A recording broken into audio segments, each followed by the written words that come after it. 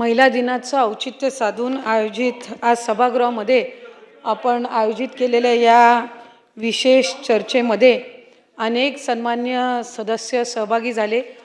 मी सर्वप्रथम तर अध्यक्ष महोदय आपल्या माध्यमातून जे सन्मान्य सदस्यांनी या ठिकाणी सूचना मांडल्या, महिलांच्या प्रति सुरू असणाऱ्या वेगवेगळ्या योजना असतील त्यामध्ये अधिकच्या सूचना त्या ठिकाणी दिल्या, मी त्या सगळ्यांचे आभार मानते। विशेष आभार मी महिला आमदारांचे तर मानिनच, कारण आज महिला दिन विशेष असल्यामुळे महिला आमदारांना आपण प्राधान्याने लक्षवेधी सुद्धा आपण सर्व महिला आमदारांच्याच घेतल्या आणि त्याचबरोबर महिला दिनाच्या निमित्ताने अनेक महिला आमदारांनी लोकप्रतिनिधींनी या ठिकाणी आपल्या सूचना उपस्थित केल्या, पण काही पुरुष आमदारांनी सुद्धा याच्यामध्ये सहभाग घेतला, याबद्दल मी विशेष आभार मानीन। कारण ज्या वेळेला आपण महिला समानताच्या बाबतीमध्ये ज्या वेळेला आपण समाजामध्ये अधिकाधिक ती समानता वाढावी या दृष्टिकोनातून ज्या वेळेला शासन काम करत असतं त्यावेळेला महिला आणि पुरुष लोकप्रतिनिधींनी एकत्रितपणाने जर त्याच्यामध्ये काम केलं तर ती समान वागणूक समाजामध्ये अधिक चांगल्या पद्धतीने आपण रुजवू शकू। आणि त्याचंच एक उदाहरण आज या सभागृहाच्या माध्यमातून पाहायला मिळालं, अनुभवायला मिळालं, याचा एक विशेष आनंद आणि अभिमान या सभागृहाचे एक कनिष्ठ सदस्य म्हणून मला नक्कीच त्या ठिकाणी आहे। अनेक सदस्यांनी त्या ठिकाणी आपली मत व्यक्त केली, त्या संदर्भातलं सविस्तर उत्तर अध्यक्ष महोदय मी आपल्या परवानगीने आपल्या माध्यमातून देणारच आहे। पण त्याचबरोबर महाराष्ट्राची ही भूमी जिथे एका बाजूला संतांची भूमी म्हणून ओळखली जाते, पुरोगामी महाराष्ट्र म्हणून ओळखला जातो, ते पुरोगामी महाराष्ट्र म्हणून ओळखला जात असताना त्याच्यामध्ये अनेक बाबी जे आपल्याला पुरोगामी म्हणून सिद्ध करतात, त्याच्यामधली सर्वात महत्त्वपूर्ण बाब म्हणजे या महाराष्ट्रामध्ये असणारा महिलांचा इतिहास। राजमाता जिजाऊ असो, ज्यांनी स्वराज्याचं स्वप्न बघितलं आणि ते स्वप्न छत्रपती शिवाजी महाराजांच्या आणि स्वराज्यरक्षक छत्रपती संभाजी महाराजांच्या माध्यमातून पूर्ण करण्याच्या दृष्टिकोनातून त्या ठिकाणी खऱ्या अर्थानं एक शौर्य त्यांनी दाखवलं। कारण त्या कालावधीमध्ये, त्या सबंध कालावधीमध्ये लढत देणं आणि स्वराज्य निर्माण करता येईल अशी काही परिस्थिती त्या कालावधीमध्ये नव्हती, पण ते स्वप्न त्यांनी पाहिलं नाही तर ते पूर्ण करण्यासाठी त्यांनी या थोर महान व्यक्ती छत्रपती शिवाजी महाराज असतील, छत्रपती संभाजी महाराज असतील, यांना त्या पद्धतीनं कणखर पद्धतीनं तयार केलं। त्याचबरोबर पुण्यश्लोक अहिल्याबाई होळकर असतील, उत्तम प्रशासक म्हणून त्यांना ओळखलं जातं आणि त्या सबंध कालावधीमध्ये ज्या वेळेला वेगवेगळी देशामधली मंदिरं ही तोडली जात होती, सर्वाधिक मंदिरांची पुनर्बांधणी ही पुण्यश्लोक अहिल्याबाई होळकरांनी केली। पण त्याचबरोबर ती करत असताना एक उत्तम प्रशासक कसा असावा याचं एक उदाहरण तत्कालीन कालावधीमध्ये जर कोणी दिलं असेल तर ते पुण्यश्लोक अहिल्याबाई होळकरांनी दिलं। राणी लक्ष्मीबाई असतील, इंग्रजांच्या विरोधामध्ये त्यांनी लढा दिला आणि मला वाटतं स्वातंत्र्याच्या लढाईमध्ये पहिली 3-4 जे काही महान त्यावेळेला थोर स्वातंत्र्य सैनिक असतील त्याच्यामधल्या एक म्हणजे राणी लक्ष्मीबाई। त्यानंतर क्रांतिज्योती सावित्रीमाई फुले असतील, क्रांतिसूर्य ज्योतिबा फुलेंनी त्या ठिकाणी त्यांना पाठबळ दिलं, त्यांना पहिलं प्रोत्साहन दिलं, पण ते प्रोत्साहन त्यांनी क्रांतिज्योती सावित्रीमाई फुलेंनी पहिली मुलींसाठीची शाळा सुरू केली। त्यांच्यासोबत फातिमा शेखसुद्धा होत्या, यांनीसुद्धा त्या ठिकाणी एक छोट्याशा त्यांच्या त्या खोलीमध्ये ही शाळा सुरू केली। आज माझ्यासारख्या अनेक भगिनी ज्या आज या ठिकाणी बोलू शकतायत त्याचं कारण म्हणजे क्रांतिज्योती सावित्रीमाई फुले। त्यांनी जर त्यावेळेला खऱ्या अर्थानं सबंध समाजाच्या प्रवाहाच्या विरोधात जाऊन जर महिलांसाठी स्त्रियांसाठीची हा शिक्षणाचा पाया रुजवला नसता तर माझ्यासारख्या आज अनेक भगिनी त्या ठिकाणी शिक्षण हे घेऊ शकल्या नसत्या आणि म्हणूनच आज त्यांचं नाव आपण मानाने त्या ठिकाणी घेतो। पहिल्या डॉक्टर म्हणून डॉक्टर आनंदीबाई जोशी यांनी त्या ठिकाणी अतिशय लहान वयामध्ये शिक्षण घेतलं आणि पहिल्या डॉक्टर म्हणून त्या ठिकाणी आज त्यांचं नाव आपण अभिमानाने घेतो। रमाबाई रानडे असतील, पंडिता रमाबाई असतील, यांची अनेकांची नावं घेण्यासारखी आहेत आणि ज्या वेळेला आपण प्रगतिशील महाराष्ट्र, पुरोगामी महाराष्ट्र म्हणतो त्यावेळेला हा इतिहास जो गेल्या अनेक वर्षांपासूनचा आहे, कुठे ना कुठेतरी या इतिहासाची आपण पुनरावृत्ती करण्याच्या दृष्टिकोनातून अनेक सूचना या अनेक इथल्या सन्मान्य सदस्यांनी मांडल्या। सुरुवात त्याची आमच्या सभागृहातल्या वरिष्ठ भगिनी सदस्य मनीषाताई चौधरी यांनी केलं। त्यांनी गर्भधारणेच्या दरम्यान मातांचे मृत्यू त्याचबरोबर बालकांच्या दृष्टिकोनातून त्या ठिकाणी त्यांनी काही सूचना मांडलेल्या आहेत। IT सेक्टरमध्ये महिलांची स्थिती ही अधिक सुधारली पाहिजे या संदर्भामध्ये त्यांनी त्या ठिकाणी सूचना दिलेल्या आहेत। त्याचबरोबर महिला बचत गटाचे तर अनेक सदस्यांनी या ठिकाणी त्या संदर्भातल्या सूचना दिलेल्या आहेत। खरं तर महिला बचत गटाच्या दृष्टिकोनातून यंदाच्या वर्षीपासून ग्रामविकास विभाग अंतर्गत पहिल्या 11 जिल्ह्यामध्ये पायलट प्रोजेक्ट म्हणून हा करत जातोय। आता 13 जिल्हे त्याच्यामध्ये झालेले आहेत। त्याच्यामध्ये उमेद मॉल हे त्या ठिकाणी स्थापित करण्यात येणार आहेत आणि त्याच्यामध्ये प्रशिक्षणासाठीचा हॉल त्याचबरोबर त्यांनी बनवलेल्या वस्तू खाद्यपदार्थ याच्या विक्रीसाठी सुद्धा स्टॉल्स हे उपलब्ध केले जाणार आहेत आणि तालुक्याच्या प्रमुख बाजारपेठमध्ये किंवा तिथल्या त्या प्रमुख बाजारपेठमध्ये हे उपलब्ध करून दिले जाणार आहेत। या व्यतिरिक्त मुंबईच्या दृष्टिकोनातून त्यांनी काही विशेष जे या ठिकाणी सूचना दिलेल्या आहेत त्यामध्ये सुद्धा नक्कीच आम्ही मुंबई महानगरपालिका आणि महिला व बालविकास विभाग नगर विकास विभाग हे त्या ठिकाणी समन्वय साधून अधिकाधिक काम करण्याचा आमचा प्रयत्न राहील। शक्ती कायद्याच्या अनुषंगाने त्यांनी काही सूचना मांडलेल्या आहेत। खरं तर केंद्राने काही महिन्यांपूर्वीच नवीन त्यांच्या कायद्यांमध्ये काही बदल आणलेले आहेत आणि म्हणून जो आपण शासनाने प्रस्तावित केलेला शक्ती कायदा होता त्याच्यामध्ये आता आपण काही नवीन कारण त्यांनी जे बदल केलेत त्याच्या व्यतिरिक्त जर काही बाबी राहिलेल्या असतील तर त्या आपण नव्याने प्रस्ताव करून आपण गृह विभागाच्या माध्यमातून महाराष्ट्र शासनाच्या माध्यमातून आपण ते त्या ठिकाणी केंद्राकडे सादर करणार आहोत। यानंतर आमच्या सन्मान्य सदस्य रंजनाताई जाधव असतील यांनी सुद्धा उमेदच्या संदर्भात महिला बचत गटाच्या संदर्भात ग्रामीण भागातील महिलांसाठी कौशल्य विकास प्रशिक्षण केंद्रे आणि उद्योजकांसाठी कमी व्याजदरामध्ये कर्ज सुविधा उपलब्ध करून देण्याच्या संदर्भामध्ये त्यांनी या ठिकाणी सूचना मांडलेल्या आहेत। कौशल्य विकास विभागासोबत समन्वय साधून आम्ही नक्कीच अशा पद्धतीच्या प्रशिक्षण देण्याच्या दृष्टिकोनातून यंदाच्या वर्षीपासून आम्ही ते काम त्या ठिकाणी सुरू करू। मोबाईल ॲपद्वारे लिंग निदान होत असल्याच्या प्रकाराच्या संदर्भातली एक कठोर कारवाई केली जावी तर त्या संदर्भामध्ये गृह विभागासोबत आणि सार्वजनिक आरोग्य विभागासोबत त्या संदर्भातला आम्ही एक स्वतंत्र त्या संदर्भातली समिती गठीत करून त्यामध्ये आणखीन काय कारवाईच्या दृष्टिकोनातून करता येईल तर हा सुद्धा निर्णय अध्यक्ष महोदय घेण्यात येईल। सुलभाताई खोडके असतील यांनी महिलांना कुटुंबाच्या संपत्तीत समान हक्क देण्याचा निर्णय घेतल्यामुळे महिलांचं आर्थिक सक्षमीकरण वाढलेलं आहे या संदर्भामध्ये त्यांनी मत मांडलं। या व्यतिरिक्त संरक्षण दलासह विविध क्षेत्रामध्ये महिलांना संधी उपलब्ध करून देण्यात आलेली आहे। त्याचबरोबर त्यांनी सुद्धा महिलांच्या बचत गटाच्या संदर्भामध्ये त्या ठिकाणी काही सूचना दिलेल्या आहेत आणि महिलांमध्ये वाढत्या कॅन्सरच्या आजाराची तपासणी उपचार आणि औषधासाठी शासनाने आर्थिक मदत करावी त्या संदर्भातला आरोग्य विभाग त्या ठिकाणी एक प्रस्ताव तयार करत आहे आणि लसीकरणाच्या दृष्टिकोनातून सुद्धा त्यांनी ही पावलं उचललेली आहेत। ज्योतिताई गायकवाड यांनी महिलांच्या सुरक्षतेच्या संदर्भामधल्या कायदे शक्ती कायद्याची तरतूद शक्ती कायदा हा तातडीने लागू करण्याच्या दृष्टिकोनातून काही सूचना दिलेल्या आहेत। मुलींच्या आणि सुरक्षिततेसाठी समान शिक्षणासाठी आणि महिला बचत गटाच्या दृष्टिकोनातून त्यांनी काही या ठिकाणी सूचना मांडलेल्या आहेत। कामाच्या ठिकाणी समान वेतन व सुरक्षित वातावरण सुनिश्चित करावे। खरं तर महिलांना प्रत्येक खाजगी आणि शासकीय कार्यालयांमध्ये महिलांना जिथं कुठल्याही पद्धतीचा त्रास होत असेल तर तिथे एक स्वतंत्र समिती ही स्थापन केली जात असते। त्याच्यामुळे खाजगी क्षेत्रामध्ये त्या समिती अधिकाधिक गठीत व्हाव्या या दृष्टिकोनातून शासन हे कडक पावलं उचलत आहे। कारण शासनामध्ये तर आपण ते करतच असतो, आपल्या सर्व शासकीय कार्यालयांमध्ये तर ती आहेतच, पण खाजगी कार्यालयांमध्ये वाढण्याच्या दृष्टिकोनातून काही कडक पावलं ही उचलली जात आहेत। श्वेता महालेजींनी महिलांच्या सायबर साक्षरतेच्या आणि डिजिटल व्यवहाराचे प्रशिक्षण देण्यासाठी अधिकाधिक प्रभावी त्या ठिकाणी ती केली जावी या संदर्भातल्या काही सूचना दिलेल्या आहेत।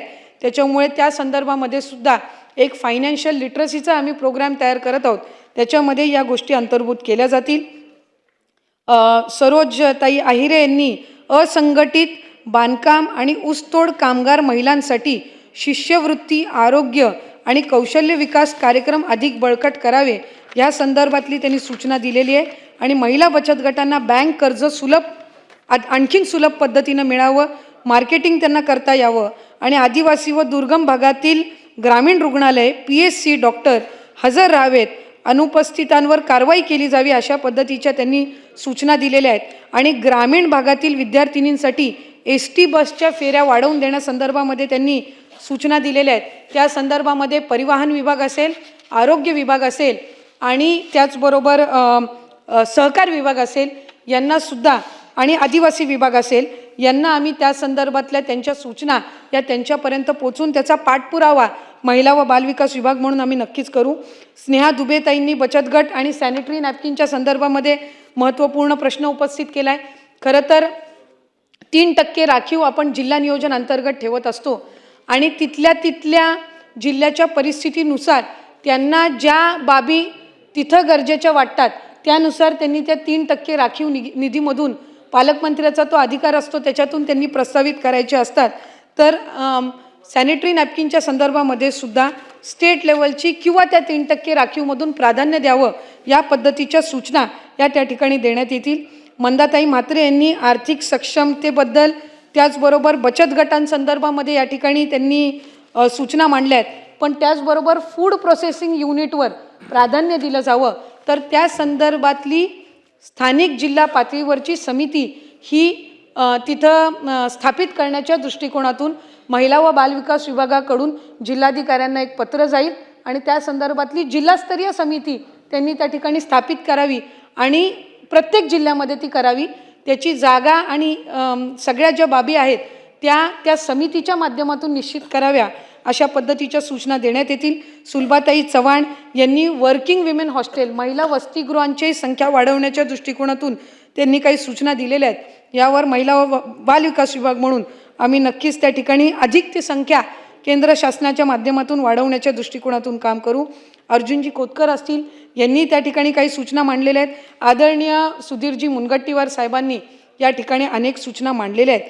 त्याच्यामध्ये डिजिटलायझेशन असेल ह्या संदर्भामध्ये आपण जी सूचना मांडली की राज्यातल्या किंवा केंद्र शासनाच्या ज्या वेगवेगळ्या योजना असतील त्या सगळ्या एका प्लॅटफॉर्मवर त्यांना उपलब्ध व्हाव्या ह्या दृष्टिकोनातून आपण जी सूचना मांडलेली आहे त्याला महिला व बालविकास विभागाच्या माध्यमातून आम्ही ते प्लॅटफॉर्म हे तयार करण्याच्या दृष्टिकोनातून आम्ही त्या ठिकाणी काम सुरू करू. श्वेतपत्रिका म्हणजे ज्या वेळेला 4थं महिला धोरण आणण्यात आलं तर पहिल्या 3 धोरणांपेक्षा 4थं महिला धोरण हे वेगळं ठेवण्याच्या दृष्टिकोनातून त्यात काही बाबी आम्ही नमूद केल्या. त्याच्यामध्ये सर्वात महत्त्वाचं म्हणजे ते धोरण लवचिक असलं पाहिजे. म्हणजे पहिल्या 3 धोरणांमध्ये एखादे जर आपण त्याच्यामध्ये बाब निश्चित केली तर पुढचं धोरण येईपर्यंत ती बदलता येत नव्हती.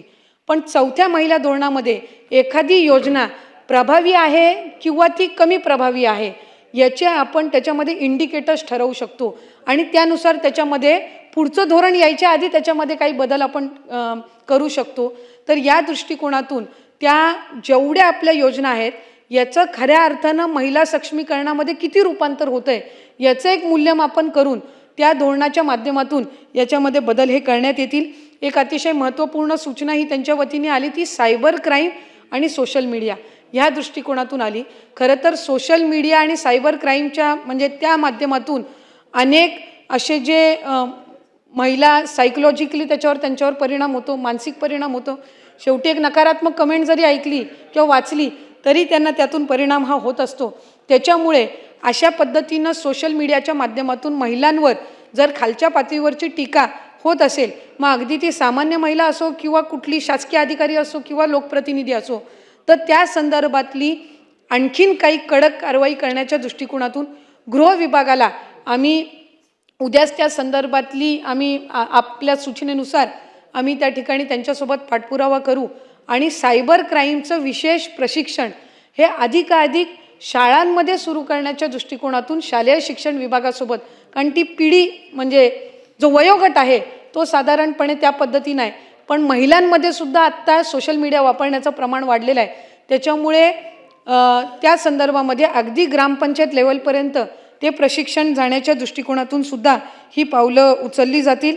आणि आपण मजूर सहकारी संस्था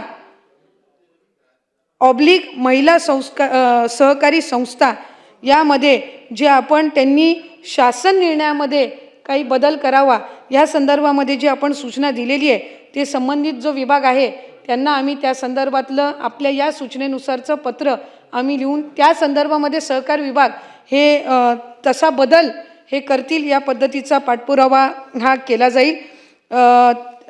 त्याचबरोबर 3.5 शक्तिपीठ क्षेत्रामध्ये प्राधान्याने औद्योगिक क्षेत्र विकसित करून त्याच्यामध्ये महिलांना प्राधान्य दिलं जावं, तर त्या संदर्भातलं उद्योग विभाग आणि त्यांच्या माध्यमातून, कारण 4थं महिला धोरण ज्या वेळेला आणण्यात आलं त्यावेळेला प्रत्येक विभागाला काही इंडिकेटर्स देण्यात आले की त्यांनी काय काय महिलांच्या दृष्टिकोनातून योजना आणाव्यात, तर त्यामध्ये त्यांना रेकमेंडेशन महिला बालविकास विभागाकडून 4थ्या महिला धोरणाअंतर्गत त्यांनी उद्योग विभागाने या संदर्भातलं एक धोरण तयार करावं किंवा त्या संदर्भातली एक स्कीम तयार करावी या संदर्भामध्ये त्यांना आमच्याकडून विनंती केली जाईल। आदरणीय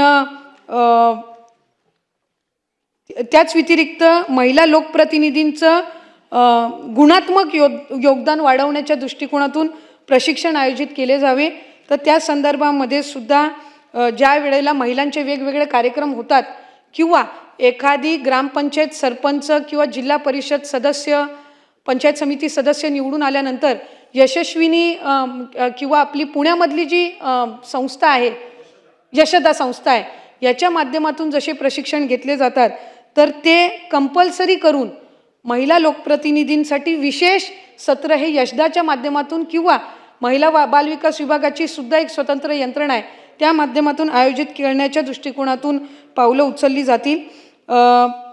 11 मार्च रोजी आपण ज्याचा उल्लेख केलात की यंदाचं वर्ष हे महिलांचं कृषी क्षेत्रामधलं योगदान, 11 मार्चला सेंट्रल हॉलमध्ये त्या संदर्भातला एक विशेष कार्यक्रम आयोजित करण्यात आलेला आहे।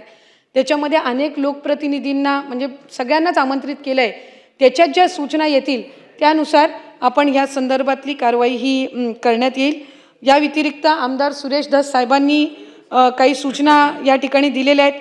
त्याच्यामध्ये मुलींचा जन्मदर वाढवण्याच्या दृष्टिकोनातून उपाययोजना करण्यात याव्या, त्याचबरोबर अबॉर्शनच्या संदर्भामध्ये काही कडक आणखीन कायदे करण्यात यावे, हुंडा असेल हुंडाबंदी असेल किंवा त्यांनी त्यांच्या क्षेत्रातील ज्या काही सकाळीसुद्धा मला वाटतं हुंड्याच्या संदर्भामध्ये एक लक्षवेधी मांडण्यात आलेली होती त्याच्यावर उत्तर गृह विभागाने दिलेलं आहे, पण गृह विभाग आणि महिला व बालविकास विभाग हे त्या क्षेत्रातील हुंडाबंदीच्या संदर्भामध्ये किंवा इतर ज्या काही त्यांच्याकडनं तिथल्या स्थानिक पातळीवरच्या ज्या अडचणी आलेल्या आहेत त्या संदर्भामध्ये तिथं काही विशेष पावलं उचलतील। दूध उत्पादक महिलांचा पगार हा त्यांच्या अकाउंटमध्ये जावा या संदर्भामध्ये त्यांनी जी काही सूचना दिलेली आहे ती संबंधित दुग्ध व्यवसाय विभागाकडे देण्यात येईल। खरं तर मुख्यमंत्री माझी लाडकी बहीणसारखी योजना ज्या वेळेला आणली त्यावेळेला आपण पहिला निकष त्याच्यामध्ये ठेवला की ती अकाउंट ही त्या महिला लाभार्थीचीच असली पाहिजे। त्याचं विशेश कारण हे होतं की जो लाभ आपण 1500चा देतो हा त्या महिलेच्या अकाउंटमध्ये गेला पाहिजे। मला अध्यक्ष महोदय आपल्या माध्यमातून सांगायचं आहे की 50 लाख अशा महिला होत्या ज्यांचे बँकमध्ये अकाउंटच नव्हते, ते लाडकी बहीण योजना सुरू झाल्यानंतर पहिल्यांदा हे सुरू झाले आणि त्याच्यामध्ये आधार सीडिंगची अट आपण ह्यासाठी घातली की तो लाभ हा त्यांच्या अकाउंटमध्ये जावा, कारण इतर योजनांचा लाभ हा तिथल्या पुरुषांची अकाउंटची नोंदणी असते त्याच्यामुळे तो लाभ त्यांच्या अकाउंटमध्ये जात नाही। त्यामुळे त्या दृष्टिकोनातून त्या योजनेमध्ये आपण जे निकष ठेवले ते इतर योजनांमध्ये महिला लाभार्थ्यांसाठी ठेवण्यात यावे अशा पद्धतीची पावलंसुद्धा उचलली जातील। हेमंतजी उगळे असतील, नारायणजी पाटील असतील, त्याचबरोबर अभिजितजी पाटील असतील, बालाजी कल्याणकर असतील आणि पटेलजी असतील, यांनी ज्या काही मुरजीबाई पटेल असतील यांनी सुद्धा ज्या काही सूचना त्यांच्या शहरी भागातल्या दृष्टिकोनातून काही ग्रामीण भागातल्या दृष्टिकोनातून मांडल्या त्याच्यामध्ये सुद्धा विभाग म्हणून इतर विभागांसोबत समन्वय साधून हा पाठपुरावा केला जाईल। मी अध्यक्ष महोदय पुन्हा एकदा आपले या सभागृहाचे आणि राज्याचे मुख्यमंत्री देवेंद्र फडणवीस साहेब, राज्याचे उपमुख्यमंत्री एकनाथजी शिंदे साहेब, राज्याच्या उपमुख्यमंत्री सुनेत्रा काकी पवार, दिवंगत राज्याचे माजी उपमुख्यमंत्री अजितदादांचे सुद्धा या निमित्ताने आभार मानेन की महिला व बाल विकास विभागाला अधिक सक्षम करण्याच्या दृष्टिकोनातून, महिलांचे प्रश्न सोडवले जावेत या दृष्टिकोनातून या महायुतीच्या सरकारने हे अधिकाधिक सर्वाधिक निधी हा महिला व बाल विकास विभागाला त्या ठिकाणी उपलब्ध करून दिला।